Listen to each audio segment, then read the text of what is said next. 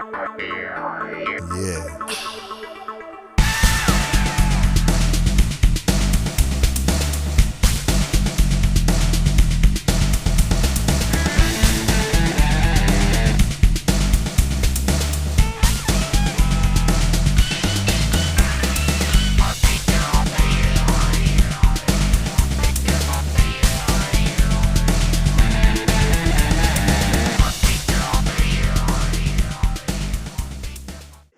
今日はヤマハのトリッカーに試乗しています。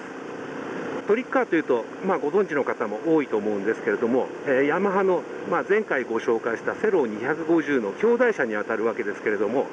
エンジンは空冷4ストローク2バルブ SOHC、最大出力は18馬力、最大トルクは19ニュートンメーターということで、この辺りのスペックもセローと全く共通です。そして車体もスチール製のセミダブルクレードルフレームということで、車体も基本的にはセローと共通と言えると思います。じゃあ何がセローと違うのかというと、まず前後ホイールですね。この前後ホイール、セローのフロント21インチに対してトリッカーはフロント19インチ、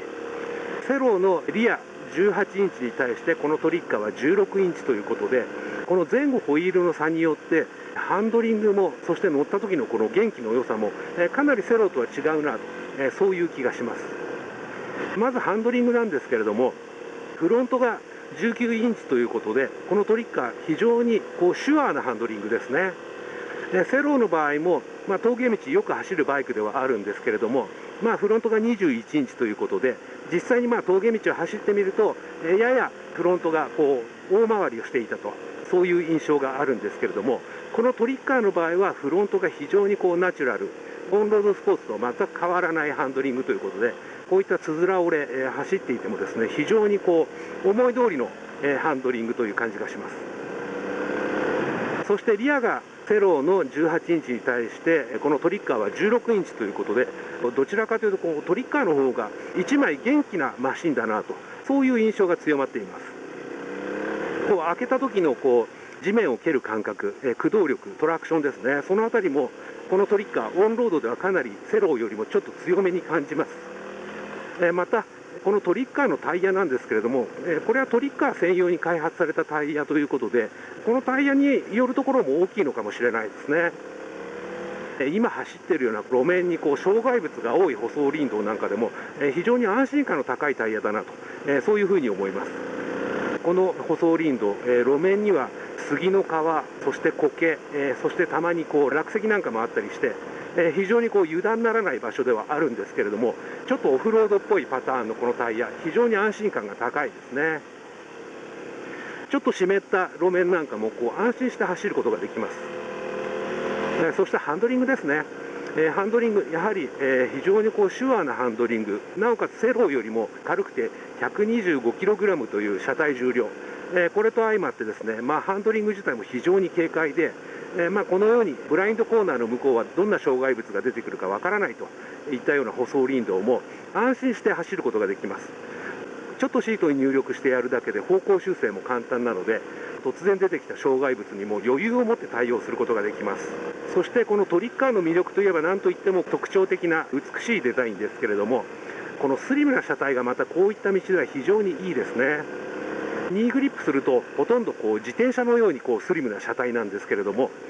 しっかりとニーグリップしてちょっとシートに入力してやるだけで、水を得た魚のように走ることができます。そしてこの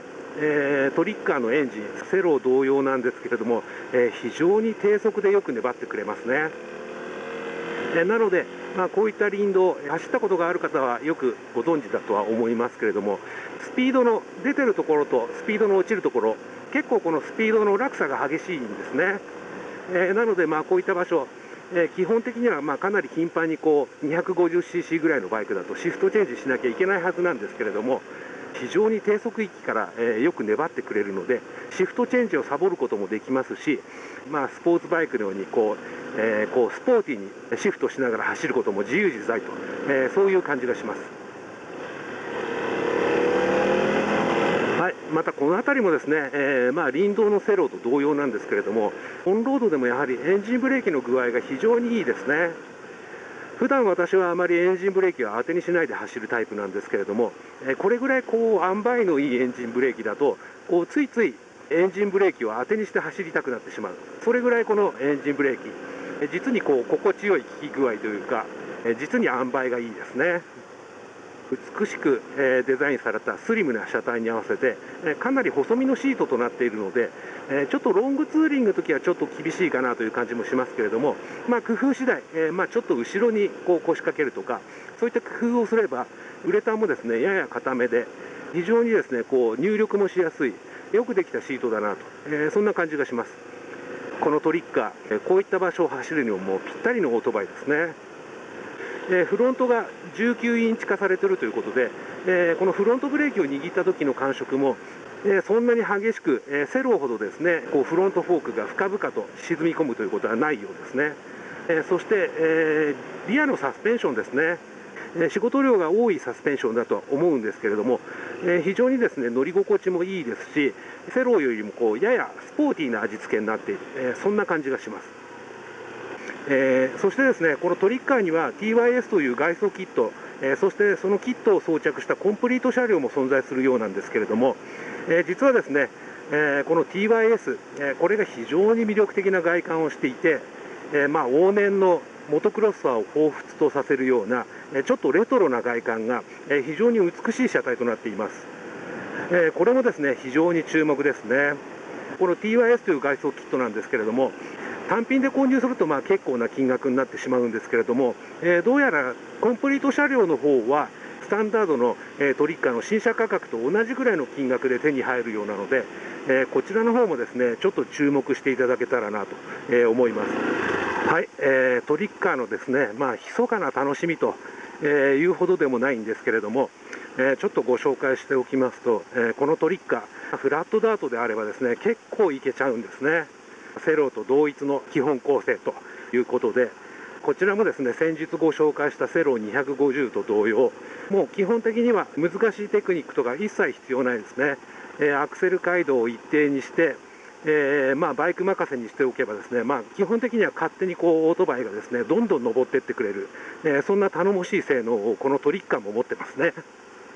セローと同様の低速域で粘るエンジンが非常に頼もしいですね。このトリッカー、街乗りバイクというイメージが強いんですけれども、フラットダートであれば、林道ツーリングも十分楽しめるという感じですね。フロントホイールが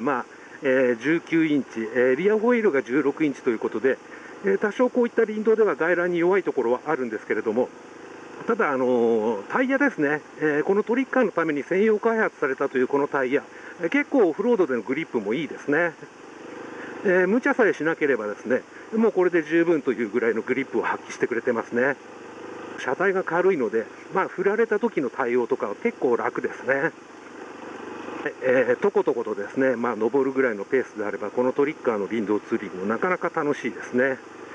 むしろですね、セローは本当にオフロードではもう盤石という感じの走りだったんですけれども、このトリッカーの場合は先ほどご紹介した通りやや外乱に弱いところがあるので、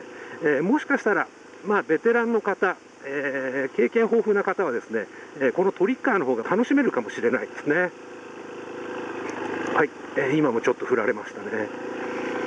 振られても、車体がですねセローよりも軽くて